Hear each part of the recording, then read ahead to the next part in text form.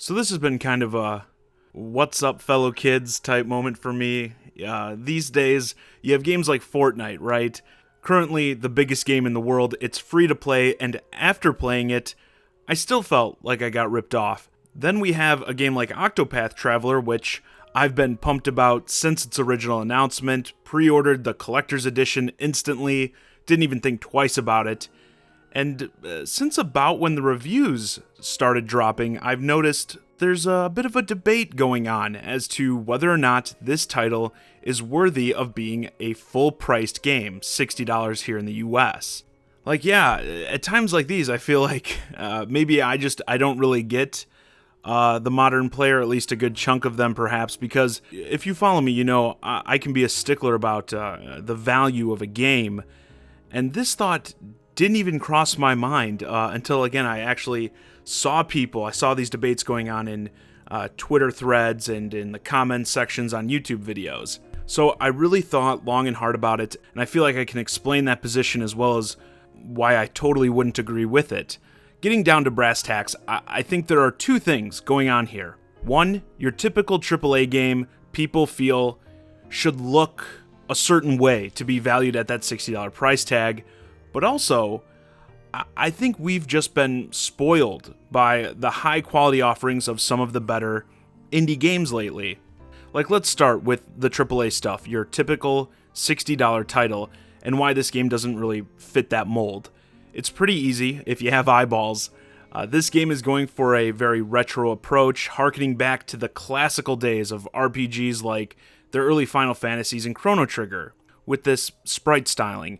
And that is something we typically see from cheaper indie games. When you buy a full-priced game, there's an expectation for it to have the more modern graphics. And I get where you're coming from with that. Part of why these games cost so much is the time it takes to make these detailed 3D models, environments, and all that. But I think putting so much weight into that is problematic for several reasons. When it comes to the visual stylings of games, I sometimes talk about games being visually impressive versus visually appealing. Take something like Wolfenstein 2, which recently released for the Switch. Seeing that game run on the little Switch handheld is visually impressive. However, because of the sacrifices that had to be made to those visuals to get it running on the Switch, I don't find it to be very visually appealing. I just don't enjoy looking at it for a long time. Where something like Octopath Traveler might not be as visually impressive, pushing the Switch to its limits with graphical detail, but I find it more visual appealing. I enjoy looking at it more, noticing all the different water and lighting effects. I could stare at this game all day. And I think there's value in that, having the unique art style. But sure, the assets in that took way more man-hours and effort to create for Wolfenstein 2. But come on, at least in my part of the internet, that isn't strictly how we judge the value of games. In my review of Wolfenstein 2, I said the thing I believe is going to be the biggest turnoff in terms of people buying this game for $60 is the runtime. You can beat the campaign in about 10 hours or so, with not much else to do beyond that. I'm well over 10 hours into Octopath Traveler and have barely scratched the surface. People have been reporting that the main quests alone take about 50 to 60 hours to beat, and you're looking more in the range of 80 to 100 with the side quests. It's an RPG. Now, I'm also not saying length is all important either. I think people even more so fall into that trap. Again, another thing I see in comments sections and that all the time. Oh, this game offers this much gameplay. You could have a game that's 10,000 hours, but just involves you walking in a straight line from point A to B. Not exactly much value in that either. It needs to be a balance of all these things that combine to deliver an enjoyable experience.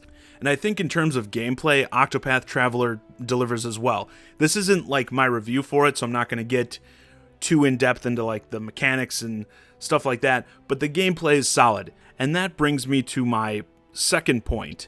I believe the best indie games these days have really spoiled players in terms of value. I feel like I've done so many videos lately where I mention stellar indie games, especially on the Switch, your Shovel Knight, Hollow Knight, Celeste, all that. And in terms of the visual stylings, look more similar to Octopath Traveler. I think a lot of the time, these games are actually undervalued, but it's intentional so the games can be competitive.